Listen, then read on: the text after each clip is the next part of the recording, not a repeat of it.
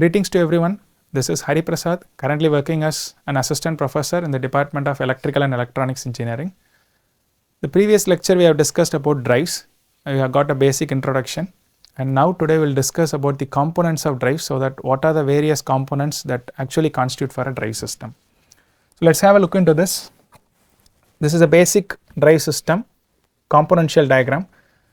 As per the earlier class discussions, the components are incorporated in a series manner here. So the first requirement is source. So this is going to be the nature of supply, so source element. The second one is the power modulator.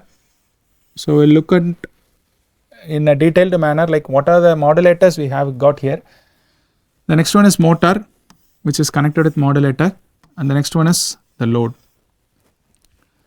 The sensing unit and control unit, they are adapted based on the environment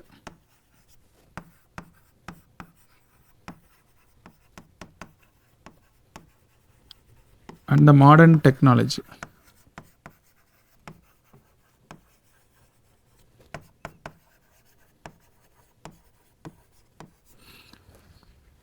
Okay, now what is going to be the source? It is going to be mainly in terms of supply. So we will have a detailed look in the next slide. And now what is the function of power modulator? So this is going to modulate the power actually that is needed for the motor. If suppose this motor requires 220 volt of AC supply, the modulator has to provide the required 220 volt AC supply from the source, because this source, it can either be AC or it can be DC. So you need to understand that this modulator is going to provide the required supply to the motor. Now the other important point is this modulator should not permit the power flow on the other side. Okay, this modulator should not permit the power flow in the reverse direction, because that can result in transient operations. So that is going to be a major role from the power modulator. Now when you are looking into the motor, this can be either AC operated or DC operated, and we have got some various types of motors that will look into this slide in a detailed manner. Then load is the end application. It is depending on the industrial need. Okay. Now apart from the standard block diagrams, the sensing unit and control unit is the modern application. Now if I want to adjust the speed or consider a packing industry, now. Every pouch packet has to be filled with 10 ml of oil. If a pack is getting filled with 10.5 ml of oil, now this is going to be an error. In the same way, if I have to operate a machinery with 1000 rpm speed, and if it operates at 990 rpm or 1005 rpm, now this is going to be an error, or again it is a fault case. Now these differences, they have to be rectified. So we have got a sensing unit. This can be either based on current sensing or speed sensing. We got some sensors here. So those elements will analyze the sensed parameter and they will deliver the input to the control unit. Now this control unit will understand what is the fault and what are the necessary steps that has to be taken with the help of the input command that is fed from the processors that will be provided to the power modulator. So any fault occurring here, this power modulator will understand and it will adjust the error. So this is actually a basic componential block diagram for a drive system. Now we will have a detailed look about what are the blocks and what are their purposes. So then our first one is source. As discussed, so source, it can be either AC supply or DC supply. When we are taking AC, we have got again two types, whether it can be single phase or three phase. It can be single phase or three phase. So three phase is mainly for the industrial application. This is mainly for industrial application. Single phase is for the domestic applications. In India, the frequency is constantly maintained as 50 Hertz. So, this is the first application of source. The next one, if I have to go for a low power drive, suppose if it is an operated on the basis of very minimal power supply, it can be operated with single phase supply. These are like heavy industries, heavy machineries, heavy engineering industries and heavy machineries.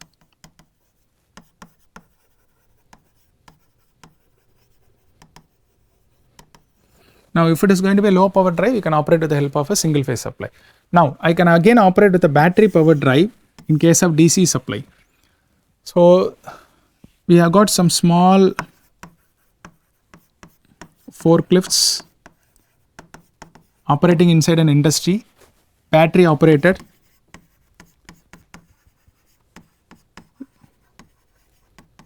So, those are the elements which will operate with the help of battery supply. So, when it comes with the battery power, it is going to be only DC. So, it can be either 24 volt, 48 volt or 110 volt. So, this is actually application from the source side. Now, if you are moving into power modulator, so what are the elements it can be incorporated inside power modulator is I can utilize a converter. It is nothing but rectifier. So, rectifier will convert your AC supply to DC supply. So, the beneficial is if I got AC supply source and if I got a DC motor, I can have a rectifier element so that will convert the power supply AC into a DC so that DC motor can operate on that. Now, inverter is going to be operating with a conversion principle of DC supply into AC supply. So, whenever I got a supply of DC and if I have to operate with a AC motor, I can go for an inverter. Then chopper is for fixed DC to, so DC to DC, it is fixed DC to variable DC. Majorly it is like a DC to DC conversion. Chopper is there. AC voltage controllers for AC to AC. So, if I have to operate with AC power supply but with some variable adjustments, then I can go for voltage controllers. Then the next one is the block diagram. You have got motors. So, we have got two types of motors here. So, DC motor, you have got three major types. DC shunt motor, it is actually called as constant speed motor or constant flex motor. So, you have got DC shunt motor. DC series motor, you will have high starting torque, the beneficial point high starting torque.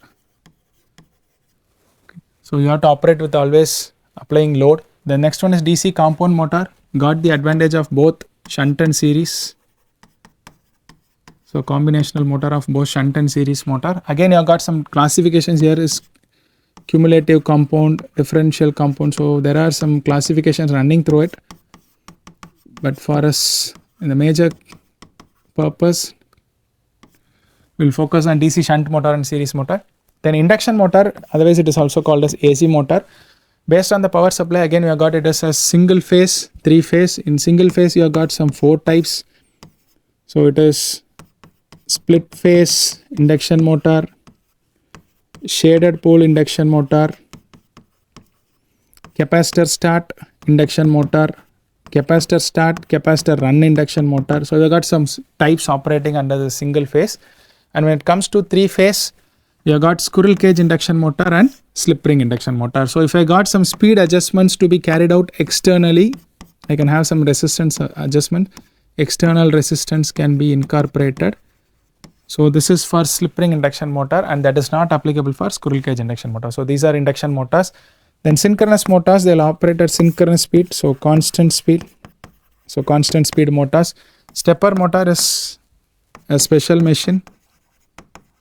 Special machine operates on the basis of step angle. So, provided based on the input, you will have got some step angle. So, based on that it will rotate. And the final element, sensing unit, and we have got control unit. Now, sensing element, you have got current sensing and speed sensing. So, this current sensing, it can be done with the help of Hall effect sensors. It will sense the difference in current, the amount of current that is incoming and it is leaving the circuit. So, it is based on Hall effect sensors. And speed sensing, you have got tachometers. Now modern day digital tachometers are available, so you can just measure the speed and you can analyze it. The final one is the control unit. Now this control unit, it is going to be like modern technology based element, PLC and automation elements are there here. So these elements will have the application of electronics. So if I'm using an SCR, I need a gate pulse to turn on. So you call it as firing circuit. So you have a semiconductor based control unit. So you have a firing circuit incorporated into it. And the advanced one is microprocessor control.